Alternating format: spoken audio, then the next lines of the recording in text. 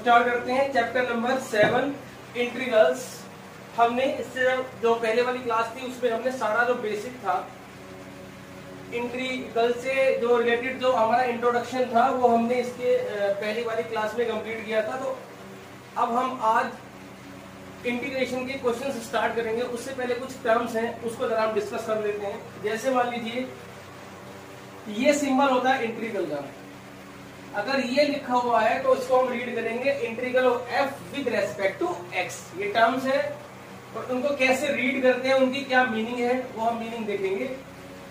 ये जो सिंबल है इसका मतलब है integral of F with respect to X, तो इसे हम बोलेंगे integral of F with respect to X. Second है इंटीग्रल में एफ एक्स जो फंक्शन होता है उसका नाम होता है इंटीग्रैंड, INTEGRAND। ये है हमारे पास इंटीग्रैंड, हम उस फंक्शन को बोलते हैं जिसको हमें इंटीग्रेट करना होता है।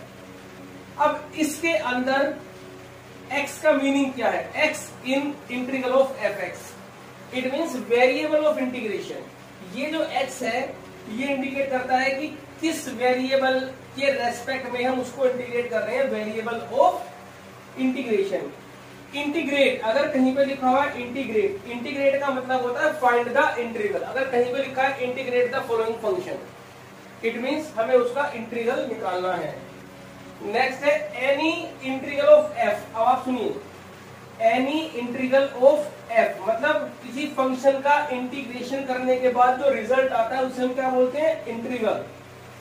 तो इंटीग्रल ऑफ एफ क्या होता है? ये एक फंक्शन होता है of F such that F dash X is equal to F X. आप इसको ऐसे देखिए, मान लीजिए साइन एक्स dx का इंटीग्रेशन आता है cos x प्लस सी, तो इसका मीनिंग है एन इंटीग्रल ऑफ एफ, तो cos x is integral of sin x। तो इसकी मीनिंग है अ फंक्शन ऑफ एफ। ये जो इंटीग्रल होता है ये फंक्शन होता है, इसको हम बोलेंगे स्मॉल एफ एक्स और इसको हम कैपिटल एफ एक्स से डिनोट करते हैं।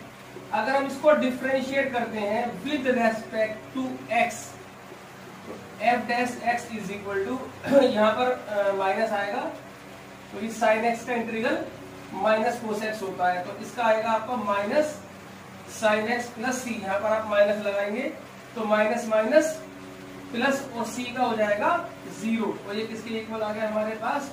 एफ एक्स के इक्वल आ गया। इट मीन्स इंटीग्रल क्या होता है? An integral of F, a function of F such that F dash X is equal to F X. Clear सी बात है, कल हमने आपको इसको एक्सप्लेन किया था। Integration is reverse process of differentiation. It means जिस क्वेश्चन को हम डिफरेंशिएट करते हैं अगर उसके आंसर को हम इंटीग्रेट कर दें तो फंक्शन वापस वही आ जाएगा, और उसका अगर हम उल्टा बोले जिस फंक्शन को हम इंटीग्रेट करते हैं अगर हम उसको डिफरेंशिएट कर दें तो वही फंक्शन वापस आ जाएगा। जैसे साइन एक्स का integration minus cos X plus C था, तो minus cos X plus C का डिफरेंशिएशन साइन एक्स आएगा। तो इसे ही हम क्या बोलते हैं? Integrate. Integral of F, a function of F such that F dash X is equal to small F X. Next है इंटीग्रेशन। वर्ड का मीनिंग क्या है? इंटीग्रेशन का मतलब होता है, मैंने कल ही बताया था, process of finding the integral. Integral को फाइंड करने के प्रोसेस को हम बोलते हैं इंटीग्रेशन। ऐसे ही डिफरेंशिएशन क्या होता है हमारे पास? Process of finding derivative. ठीक है। अब अगला है कांस्टेंट ऑफ इंटीग्रेशन। जब हम रिजल्ट के बाद में प्लस सी लिखते हैं तो ये क्या होता है? एनी रियल नंबर, ये कोई भी रियल नंबर हो सकता है, कंसिडर एज कांस्टेंट फंक्शन। हम इसे कांस्टेंट फंक्शन भी बोल सकते हैं क्योंकि ये हमेशा एक कांस्टेंट ही आएगा, चाहे इसकी वैल्यू कुछ भी हो। कल हमें क्लास में, इससे पहले की क्लास में हमने एक्सप्लेन किया था। तो पहले मैं आपको ये बताना चाहता हूँ कि इस क्लास को देखने से पहले आपको पहले वाली क्लास कंप्लीटली देखी हुई होनी चाहिए। तो अब स्टार्ट करते हैं इंटीग्रल के क्वेश्चन। पहली सेट से स्टार्ट करेंगे, थोड़ा सा पहले हम बेसिक लेंगे, उसके बाद फिर हम आगे बढ़ेंगे। तो स्टार्ट करते हैं हम।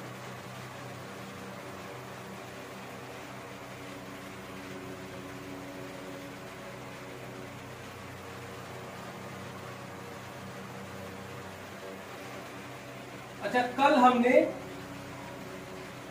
एक एक चीज वो डिस्कस कर लेते हैं। देखिए, डिफरेंशिएशन ऑफ कांस्टेंट,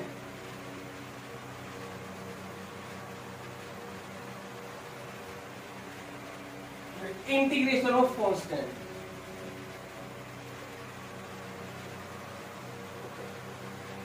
किसी भी कांस्टेंट का इंटीग्रेशन क्या आएगा? ठीक है, देखते हैं। भाई कांस्टेंट तो आ गया बाहर, अंदर क्या बचा? 1। ठीक है, अब 1 किसका डिफरेंशिएशन होता है? देखिए, d upon D x of 1 होता है, मतलब x का डिफरेंशिएशन 1 है, तो हम कह सकते हैं 1 का इंटीग्रल क्या होगा? x होगा। ठीक है, प्लस c। तो ये हो जाएगा हमारे पास x plus C. It means जो भी कांस्टेंट होगा उसमें हम x लगा देंगे, मतलब हम वो वेरिएबल लगा देंगे जिसके रेस्पेक्ट में हम उसे इंटीग्रेट कर रहे हैं। जैसे मान लीजिए हमको मुझे 3 को इंटीग्रेट करना है, तो 3x प्लस सी, तो ये कांस्टेंट में x आ जाएगा, मतलब जो भी वेरिएबल होगा। जैसे 4dy, मतलब y के रेस्पेक्ट में 4 का इंटीग्रेशन आएगा, 4 तो कांस्टेंट है, तो बचा क्या? y प्लस सी। ऐसे ही a d theta, a constant है, a बाहर आ गया, तो बचेगा 1 का होगा थीटा प्लस सी। इस तरीके से कांस्टेंट का हम इंटीग्रेशन करते हैं। तो वीडियो को पॉज करके नोट करिए। अब हम क्वेश्चन स्टार्ट करते हैं। बहुत आसान चैप्टर है, समझने वाला चैप्टर, बड़ा इंटरेस्ट आएगा आपको इसमें। अब हम स्टार्ट करते हैं जी।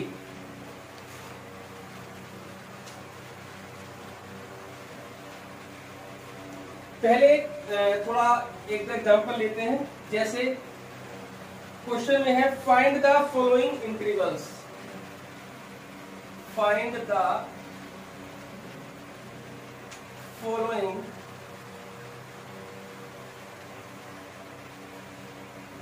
इंटीग्रल्स। पहला है इसके अंदर x³ minus 1 upon x square dx। Second है इसके अंदर x की पावर 2/3 प्लस 1 dx।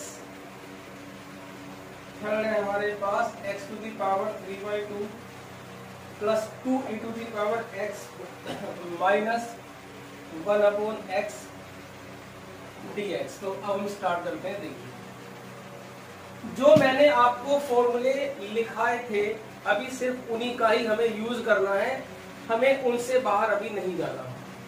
जब हम फॉर्मूलों से बाहर निकलेंगे तब हम आपको बताएंगे। फिलहाल अभी जो मैंने आपको इस पिछली क्लास में जो फॉर्मूले लिखवाए थे, अभी उन्हीं का हमें यूज करना है। अब स्टार्ट करते हैं। सबसे पहला हमारा क्वेश्चन है integrate, find the following integrals. हमें इंटीग्रल्स निकालने हैं इनके। देखिए, सबसे पहला हमारा तरीका ये होता है कि सभी जितने भी फंक्शंस लिखे हुए हैं वो सब इंडिविजुअल सेपरेट हो जाएं। सेपरेट से मतलब है, देखिए, जब ये सब फंक्शन हमारे इस तरीके से प्लस और माइनस में आ जाएंगे, उसके बाद हम इंटीग्रल को अंदर लेके जा सकते हैं। जैसे सेम हम डिफरेंशिएशन में करते थे। अभी ये अंदर जाएगा इंटीग्रल, तो ये बनेगा integral of fx plus integral of gx। ये प्रॉपर्टी अभी हम यूज करते हैं। तो आपको क्या करना है कि सभी फंक्शंस को इंडिविजुअल अलग अलग करके देखना है और बीच में उनके प्लस या माइनस का साइन होना चाहिए। जैसे अब आप देखिए, एक्स स्क्वायर है, एक्स स्क्वायर को मैं जो हमारा डिनोमिनेटर को ब्रेक कर लेते हैं इस तरीके से। अभी ये हमारे पास बचेगा x और ये आएगा x की पावर -2 dx। तो अभी हमें क्या करना है, सभी फंक्शंस को ऐसे सेपरेट करना है, बीच में प्लस या माइनस का साइन आ सकता है, क्योंकि अभी हम ये प्रॉपर्टी यूज करेंगे। ठीक है, अब ये इंटीग्रल अंदर जाएगा। जितने भी हमारे x वेरिएबल में है उनका इंटीग्रल होता है x की पावर n। ये मैंने आपको दिखाया था, x की पावर n का इंटीग्रल होता है x की power n+1 upon n plus 1। Clear है? जो भी x की पावर होगी वो प्लस होगी ऊपर, वही प्लस होगी नीचे। तो अब आप देखिए यहाँ पर x की पावर 1 है, ये क्या बनेगा 1 प्लस 1 2, 1 प्लस 1 2। आगे देखिए x की पावर -2, तो -2 प्लस 1 -2 प्लस 1, ध्यान से देखना, -2 प्लस 1 -2 प्लस 1, और लास्ट में आपको प्लस c, तो हर क्वेश्चन में जोड़ना पड़ेगा। अभी हमारे पास आंसर आ गया x² 2 माइनस, ये -1 बनेगा तो ये प्लस हो गया, और ऊपर से x बनेगा तो हम उसे 1/x लिख सकते हैं प्लस c। लास्ट में क्वेश्चन के लिखना जरूरी है, where c is a constant of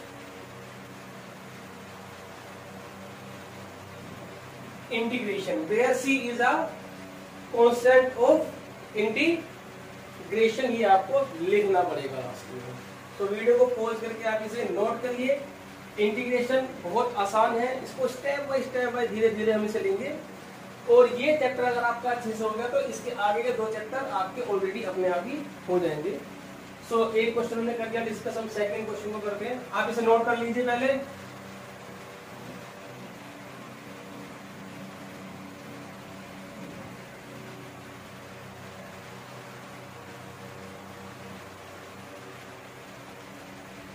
question है, सेकंड पार्ट है हमारे पास,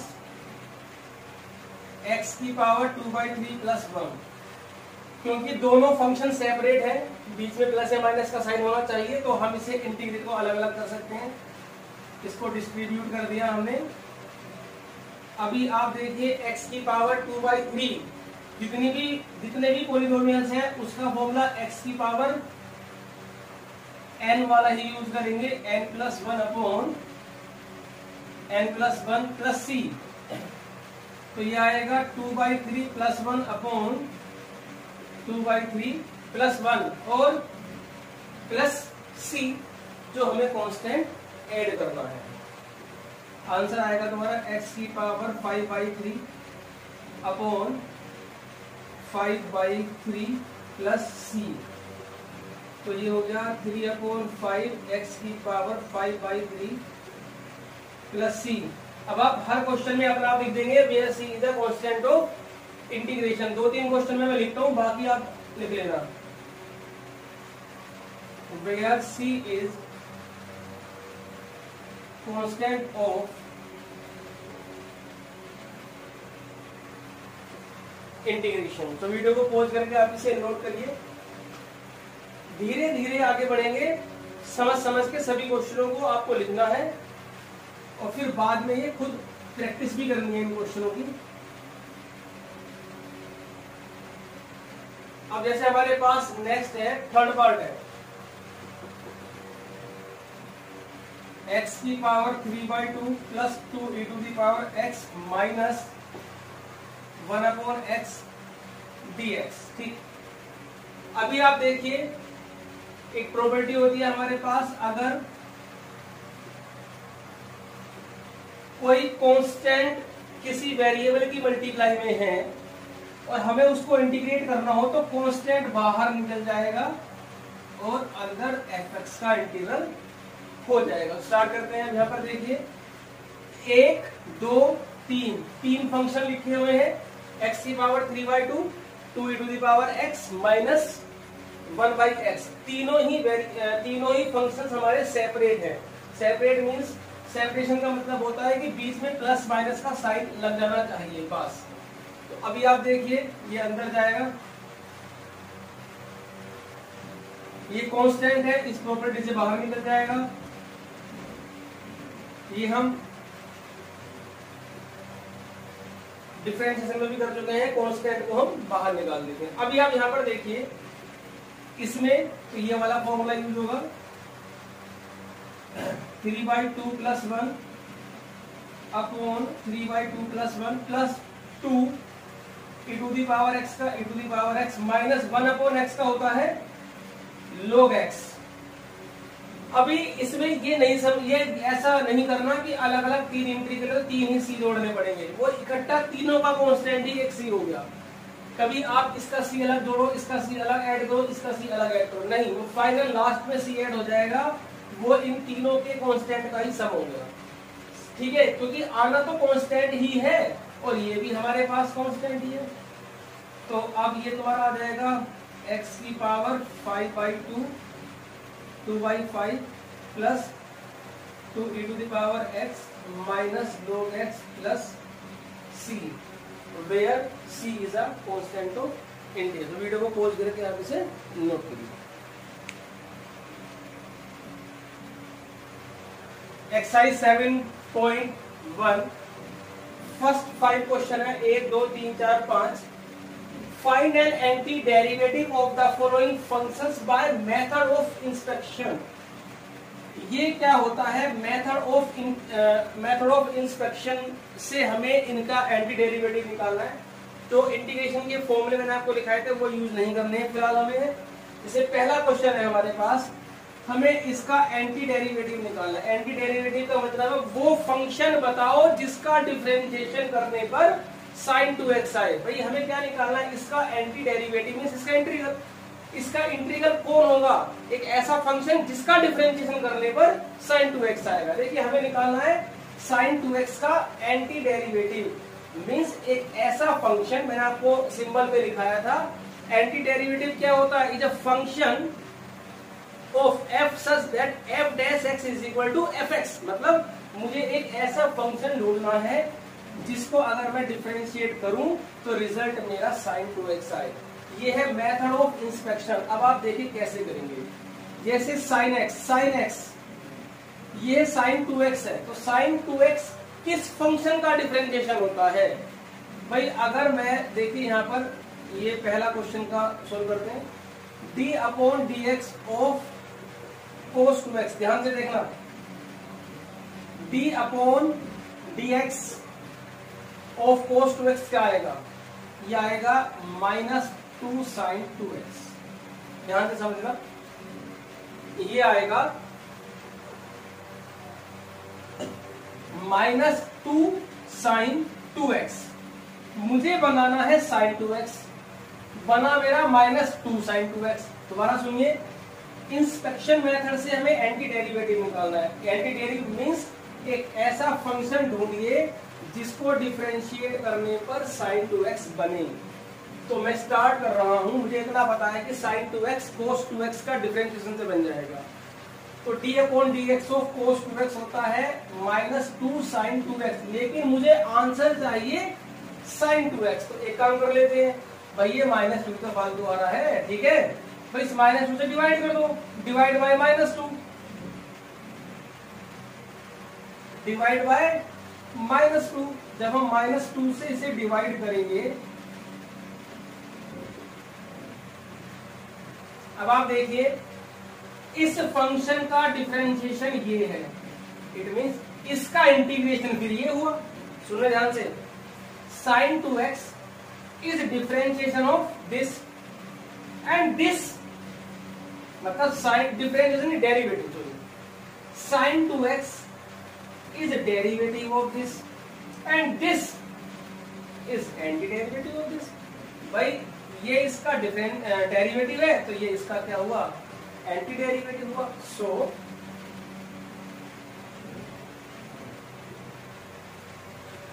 anti derivative of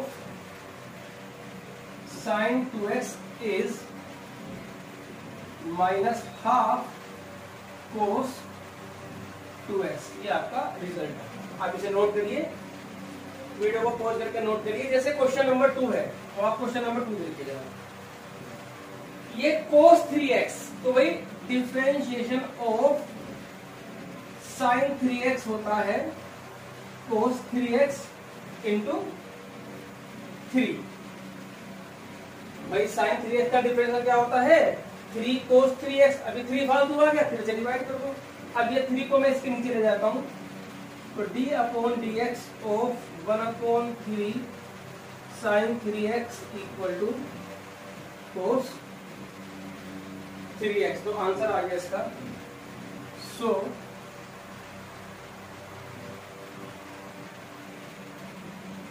anti derivative of cos 3x is 1/3 sin 3x।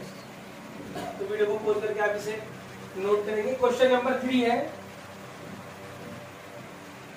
Question number 3, ये हमारे पास e⁻²x, तो भाई e⁻²x का डिफरेंशिएशन e⁻²x ही होता है, इंटू 2 मल्टीप्लाई में आएगा। ठीक है, हमें निकालना एंटी डेरिवेटिव, तो ये 2 को इधर ले जाइए। अब सुनिए, हाफ ऑफ e⁻²x का डिफरेंशिएशन ये है, तो इसका इंटीग्रेशन ये है, तो ये आएगा तुम्हारा anti derivative of e⁻²x is half e⁻²x। तो वीडियो को पॉज करके आप इसे नोट करिए। फोर्थ क्वेश्चन है हमारे पास।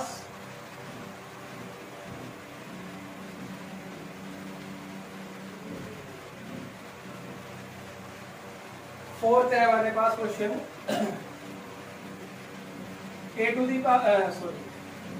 इसका हमें एंटी डेरिवेटिव निकालना है। तो देखिए अपनी डिफरेंशिएशन ऑफ, देखो d/dx ऑफ x⁻n होता है n(x⁻n-1)। इट मींस अगर पावर 2 बनानी है तो यहाँ 3 लेनी है, 3 पावर बनानी है तो 4 लेनी है, 5 बनानी है तो 6 पावर लेनी है।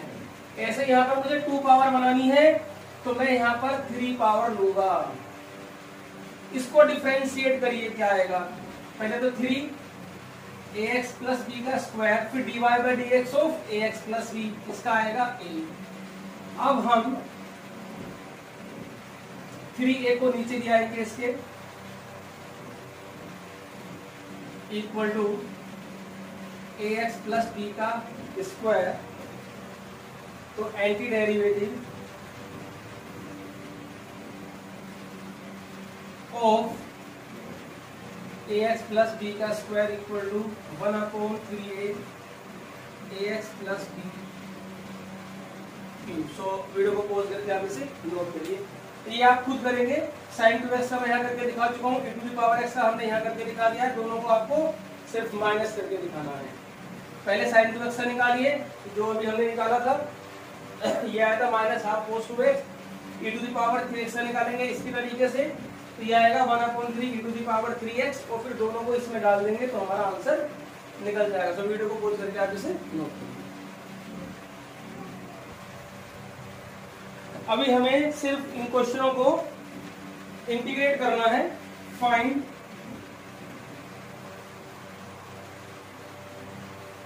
इंटीग्रल। तो अब हम फॉर्मूले यूज कर सकते हैं। द मेथड ऑफ इंस्ट्रक्शन हमारा खत्म हो चुका है। अभी फिलहाल हम स्टार्ट करते हैं। अभी सिंपल हमको इंटीग्रेट करना है इनको। अब आप देखिए, सबसे पहले तो 4e⁻3x dx plus 1 into dx, 4 बाहर आ गया।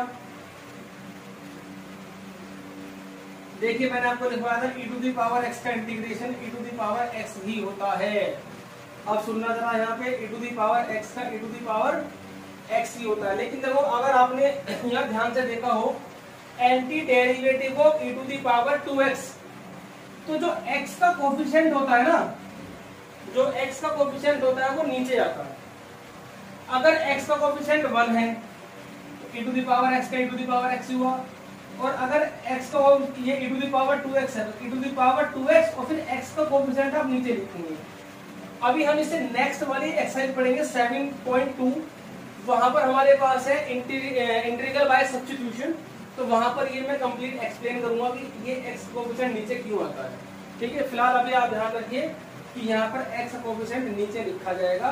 कांस्टेंट का क्या होता है? x plus c। तो वीडियो को पॉज करके नोट करते रहे।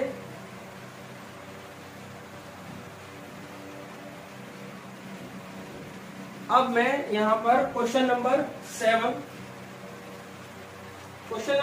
है हमारे पास, x² 1 minus 1/x² dx। Find the integrate. अब आप देखिए इंटीग्रेट तभी कर सकते हैं जब सभी फंक्शन सेपरेट हो, इनके बीच में प्लस या माइनस का साइन होना चाहिए। अभी यहाँ पर मल्टीप्लाई का साइन आ रहा है, अगर यहाँ बीच में प्लस होता या माइनस होता तो कोई प्रॉब्लम नहीं थी। तो अभी इस एक्स स्क्वायर के अंदर मल्टीप्लाई करेंगे, इसकी मल्टीप्लाई इसमें करेंगे। अब इंटीग्रल को अलग अलग करेंगे। एक्स स्क्वायर का इंटीग्रल क्या आएगा, एक्स क्यूब बाई 3 1 का एक्स प्लस सी। देखिए क्योंकि x की पावर n का इंटीग्रल होता है x की power n plus 1 upon n plus 1।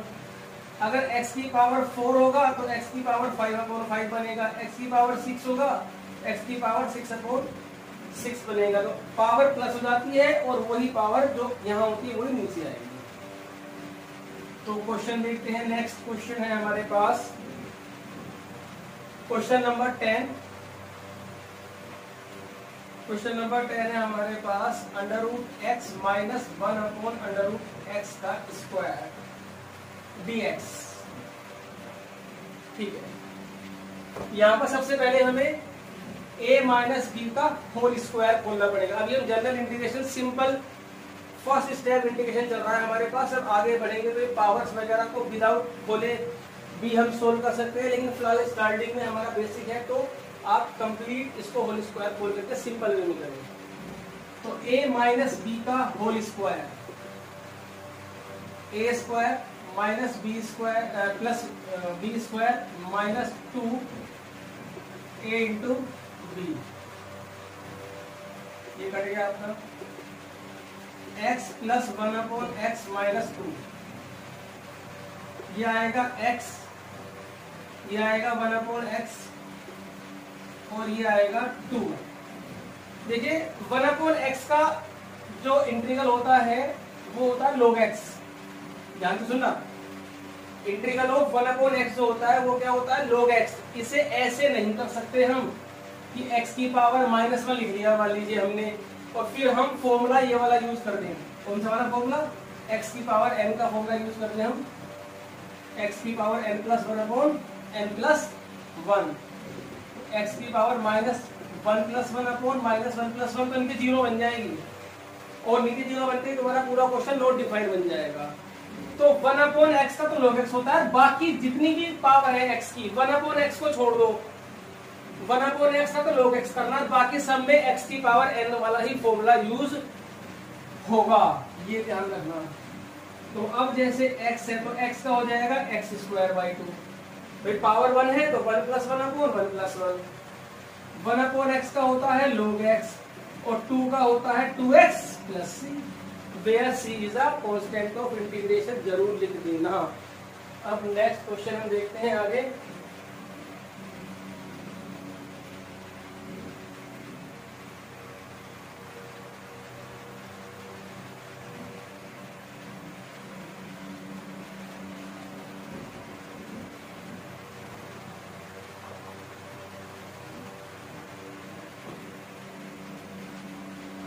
Question है हमारे पास 15 under root of x 3x square plus 2x plus 3 into dx। उसके बाद है हमारे पास क्वेश्चन नंबर 16। क्वेश्चन नंबर 16 है हमारे पास 2x minus 3 cos x plus e to the power x dx। जी अब आप देखिए ये x की पावर 1/2 के अंदर मल्टीप्लाई करेंगे तो 3x, ये स्क्वायर है ये हाफ है तो ये बन जाएगा 5/2। जब हम इसकी मल्टीप्लाई अंदर करेंगे तो इसकी हाफ पावर इसमें प्लस हो जाएगी, ऐसे ही ये आएगा 3/2 और ये आएगा 3x की पावर 1/2। इसकी मल्टीप्लाई इसमें की, इसकी मल्टीप्लाई इसमें की, इसकी मल्टीप्लाई इसमें की, तीनों में जाकर के पावर प्लस हो गई।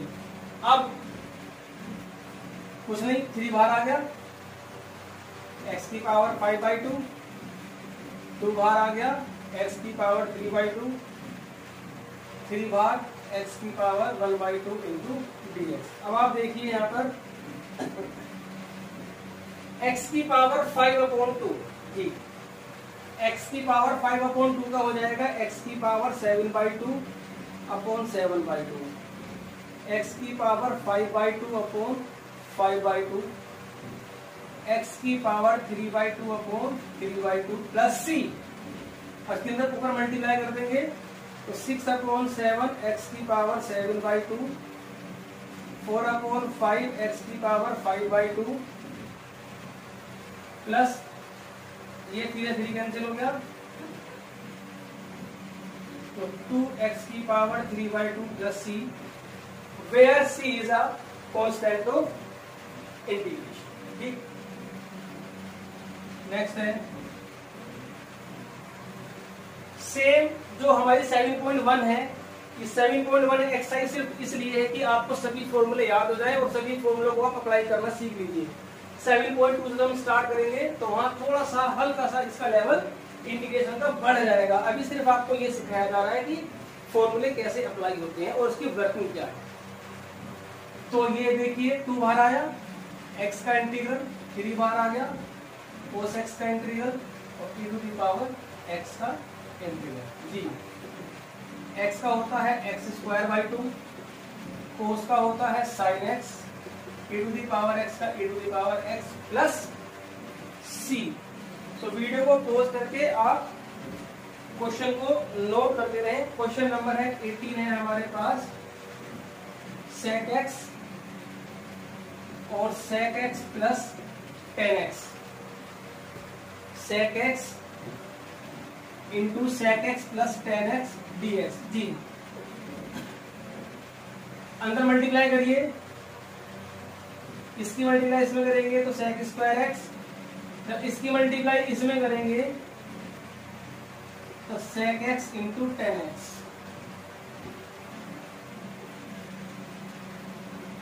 ठीक है, अब sec²x का इंटीग्रल क्या होता है tan x, और sec x tan x का इंटीग्रल क्या होता है sec x प्लस c। तो वीडियो को पॉज करके नोट करें।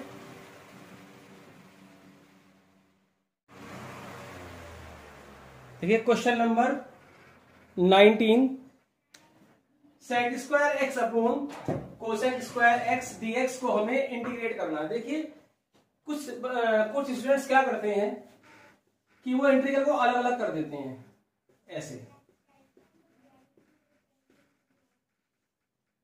और फिर वो लिखते हैं sec² का tan x और cosec² का लिख देते हैं वो minus cot x plus c।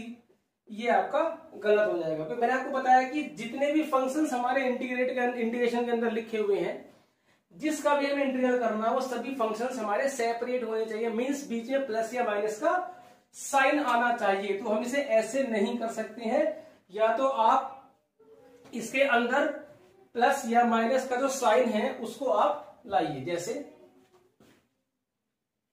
अब आप देखिए sec² को मैं क्या लिख सकता हूं 1 अपॉन cos² और cosec² को हम लिख सकते हैं 1 माइनस sin²x। अब ये sin² ऊपर जाएगा और नीचे आएगा cos² dx। ये हमारा बन गया tan²x। अभी आप पीछे पेज पलट के देखिए कि क्या मैंने tan² का इंटीग्रेशन लिखाया है? नहीं, मैंने सिर्फ आपको sec² और cosec² का लिखा है, tan² का नहीं लिखाया है। तो मैंने आपसे कहा था कि इंटीग्रल करने से पहले जो 11th क्लास के जो फॉर्मूले हैं वो हमारे रिवाइज हो जाने चाहिए। तो अब आप देखिए 11th में आपने पढ़ा था tan² होता है हमारे पास sec² माइनस 1। अब हम इस इंटीग्रल को सेपरेट कर देंगे अलग अलग ऐसे, और 1 यहां पर आ जाएगा। तो sec² का जो इंटीग्रेशन होता है वो होता है tan x और 1 का होता है x प्लस c। तो इस तरीके से हम इसको इंटीग्रेट करेंगे। तो वीडियो को पॉज करके आप इसे नोट करिए। क्वेश्चन नंबर 20 है, इंटीग्रल करना है हमको 2 minus 3 sine x upon cos square x dx। ठीक है, तो स्टार्ट करते हैं। सबसे पहले हम डिनोमिनेटर को ब्रेक कर लेते हैं।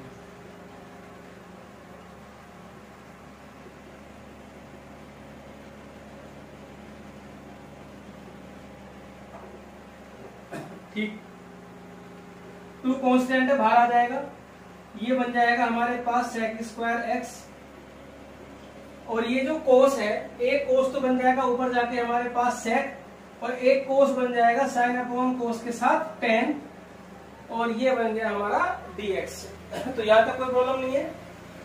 अब आप देखिए, सेक स्क्वायर एक्स का तो होता है हमारे पास टेन एक्स, और सेक एक्स टेन एक्स का होता है सेक एक्स प्लस सी। तो वीडियो को पॉज करके आप नोट करिए।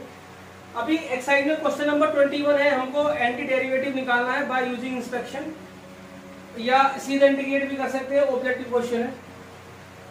क्वेश्चन नंबर 21 तो आप खुद करेंगे, डू योर सेल्फ। 22 क्वेश्चन को डिस्कस करते हैं अभी हम।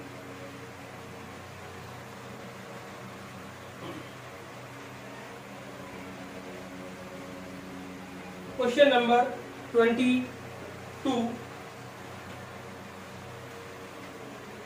if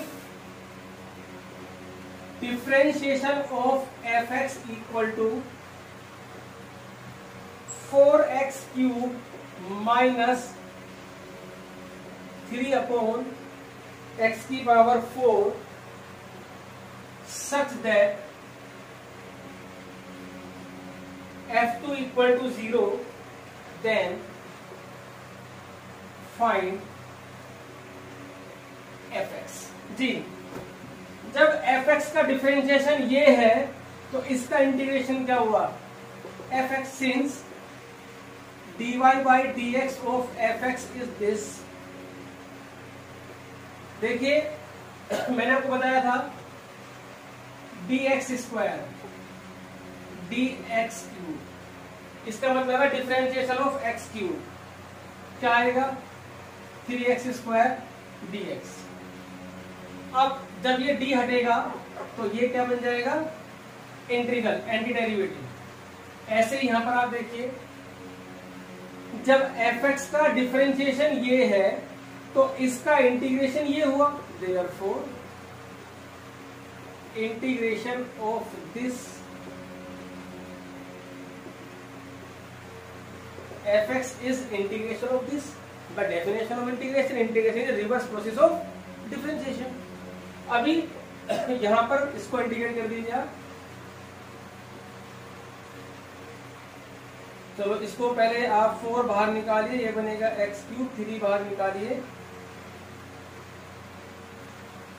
x की पावर -4 dx, ये बनेगा x की पावर 4/4, ये बनेगा x की पावर -3/-3 प्लस c।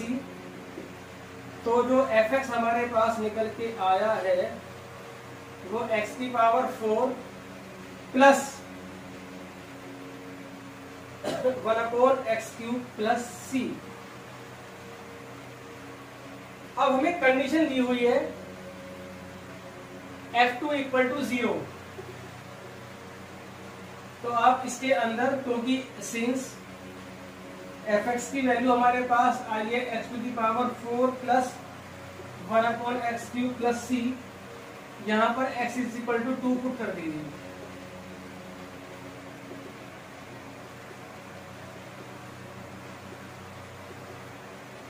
तो f2 हमारे पास 0 है, तो c हमारे पास आएगा 129/8। तो देयरफॉर जो fx की वैल्यू हमारे पास आएगी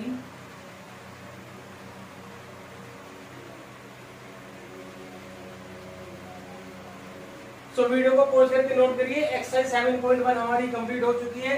आप स्टार्ट करेंगे एक्सरसाइज 7.2, उसमें integration by substitution method most important exercise है। पूरी इंटीग्रेशन का पूरा इंटीग्रेशन उसी एक्सरसाइज पर डिपेंड करता है। 7.2 इंपोर्टेंट एक्सरसाइजेस पूरे चैप्टर की। सो आज के लिए इतना ही। वीडियो को पॉज करके आप इसे नोट करिए।